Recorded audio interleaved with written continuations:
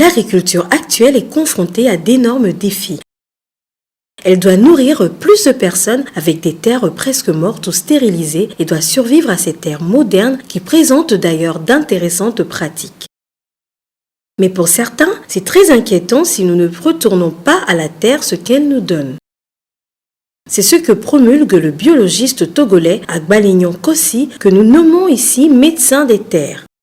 Il fait un avec la loi lavoisienne, rien ne se perd, rien ne se crée, tout se transforme et met alors au point depuis 2013 des biofertilisants qui préservent, améliorent, renforcent, nourrissent et protègent nos terres pour des cultures réussies. Donc nous travaillons essentiellement dans le domaine agricole où nous développons les pratiques agricoles durables, essentiellement l'agroforesterie.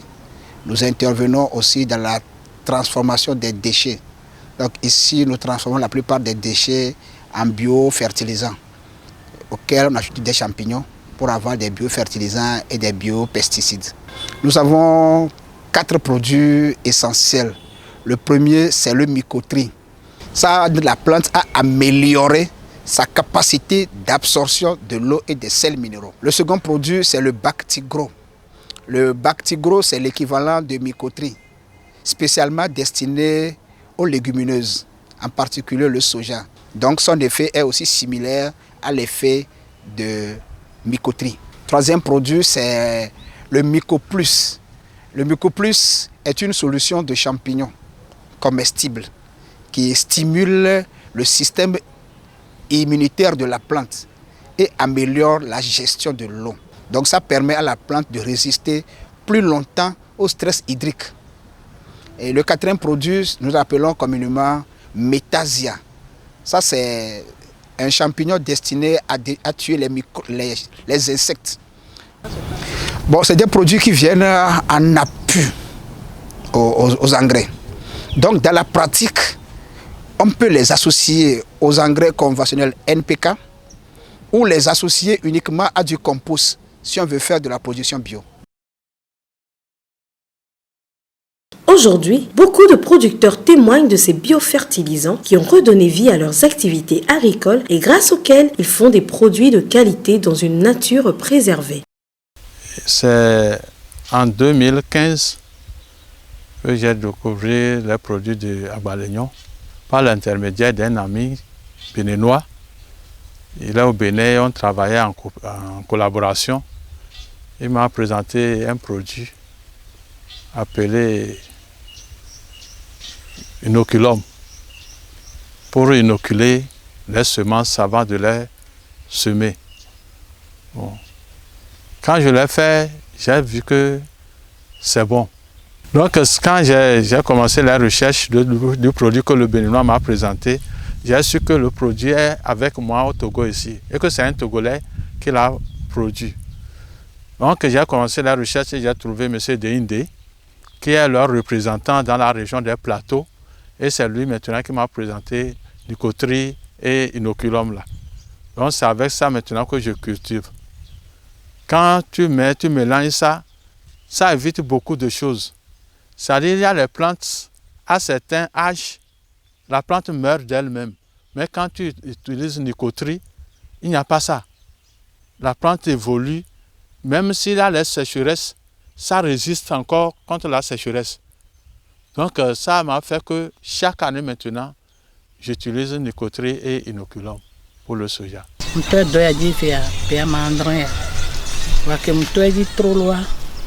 Chimique miona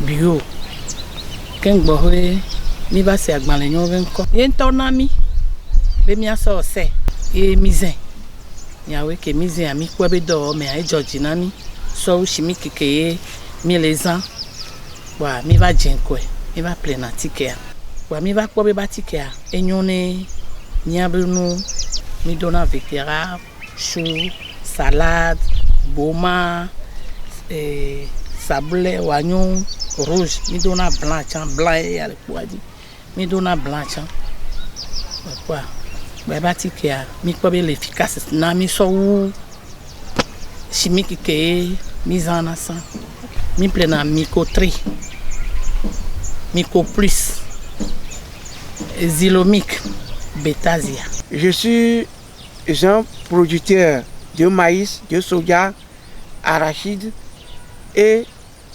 le niébé. Auparavant,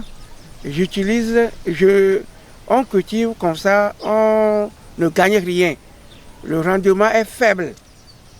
Et puis si la sécheresse arrive, et les plants commencent à se